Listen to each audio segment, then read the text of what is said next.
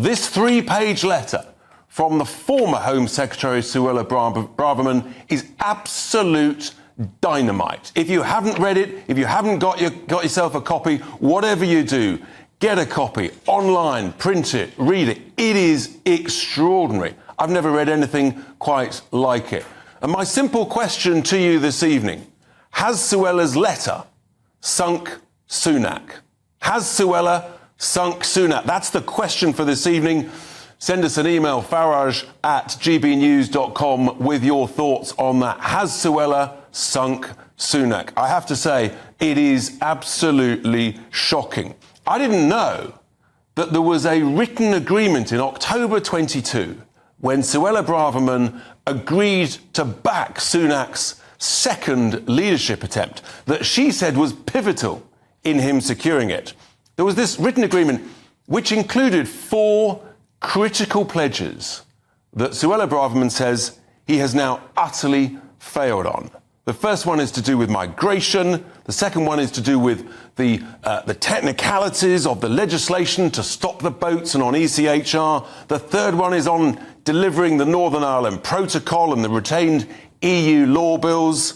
And the fourth one is about the statutory guidance on protecting biological sex, protecting our children, safeguarding our children.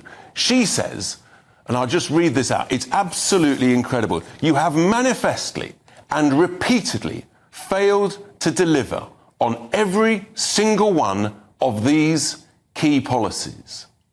Either your distinctive style of government means you are incapable of doing so, or, she goes on, I must surely conclude now, you never had any intention of keeping your promises.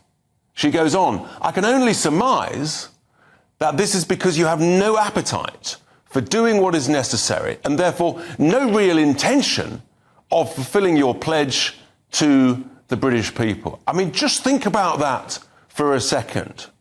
What the former Home Secretary is actually doing is she is accusing the Prime Minister of the United Kingdom not only of misleading her in writing back in October 2022, but much more importantly, of misleading, indeed of lying to the British people from the former Home Secretary. I mean, this is absolutely dynamite. The letter goes on, and I'll be exploring it in more detail. The fact that she's basically saying he's abandoned those key pledges. He's failed on all of them. And that actually his style of government, he refused to have any form of plan B with regard to the Rwanda decision, which, of course, we're expecting the Supreme Court judgment tomorrow. Absolutely seismic. So I'm delighted to be joined now with my first guest on the show this evening, Baroness Kate Hoey, the former chair of the Northern Ireland Affairs Select Committee, and, of course, a former Labour MP for Vauxhall. Kate, a very good evening. Thank you for joining us on Farage at this extraordinary time. I must ask, Kate, you've been in politics for, with the greatest respect, a long time. Have you ever seen or read such a seismic resignation letter from any minister to the Prime Minister?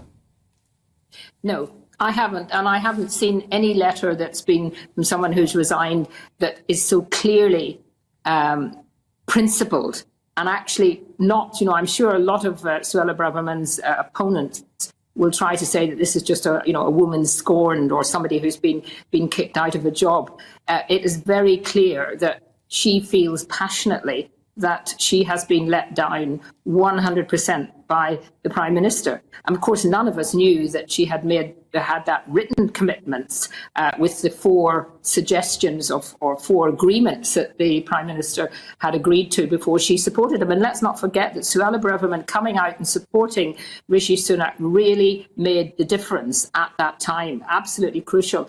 I'm, of course, most interested in the fact that she had, and I'm not surprised at this, that she had got a commitment from Rishi Sunak to look at the protocol, to change things in the protocol and to bring in the protocol bill, because that was very, very important. She was one of the few senior Conservatives who actually opposed the protocol and has been very strong on this. So I think that bit, to me and to people in Northern Ireland, will be just another example of how I'm afraid the Prime Minister has sold out part of the United Kingdom. And I think that's the key point, Kate, I wanted to dig into in detail with you, because the Northern Ireland Protocol was so controversial. And, of course, one of the great opportunities of Brexit, cutting daft EU regulations. It's really significant that she got that in writing, and she's accusing the Prime Minister of essentially abandoning that, betraying that. And to a degree, Kate, do you think that she's really saying the Prime Minister is basically abandoning Brexit? Well, I think from some of his appointments, and, David Cameron, don't forget, led the staying in campaign, it clearly shows that, and some of the policies that he's not adopted, that the Prime Minister, although he always says that he was a leaver, we never actually saw him on the campaign trail, hasn't taken advantage of what could have happened after we've left, but more importantly seems to be almost blocking things that would show that we really were moving on. And the protocol, of course, he's seeing the Windsor Framework now, as it's called, as one of his great attributes, of one of the great things he's achieved, when actually week by week we get statutory instruments here in the House of Commons, House of Lords, which actually drive Northern Ireland further and further away. But, for me also, the saddest thing is that all those people in the red wall seats who came out and voted to leave and then saw that they were actually going to be able to get that delivered, have been let down very badly. And I think Suella Braverman feels that strongly and knows that, and that's why she put into one of her 4 tests for Rishi Sunak before she supported him, was to deal with the EU and the protocol, and that hasn't happened. So, Right. But of course, I think what we have to say, Richard, you don't underestimate the way that the Conservative Party, when it's under attack like this, and the leader, people will begin to kind of coalesce and unite. There will be a lot of opposition to what Suella Braverman said, and she will be, ostracised, she will be condemned. But out there on the grassroots, I think there'll be a lot of people who think she is speaking really for them. I think that's right. And interestingly, Kate, you may have seen the Prime Minister's pretty short response. He doesn't deny the existence of that written deal back in October 2022, which again, I think is, for many serious Brexiteers, and of course, Suella Braverman was one of the Brexiteer Spartans, I think that will be really significant.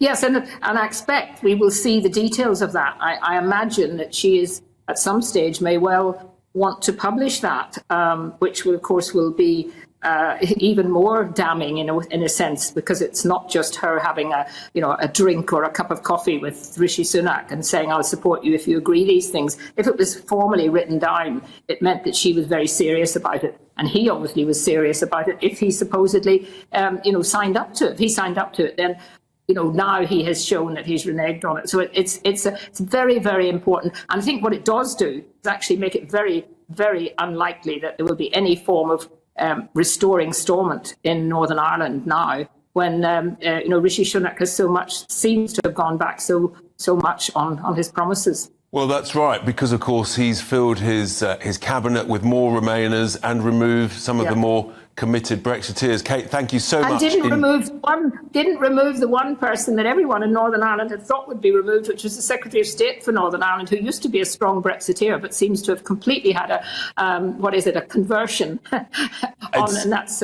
it's extraordinary. Kate, thank you so much indeed for sharing those thoughts on this really significant day.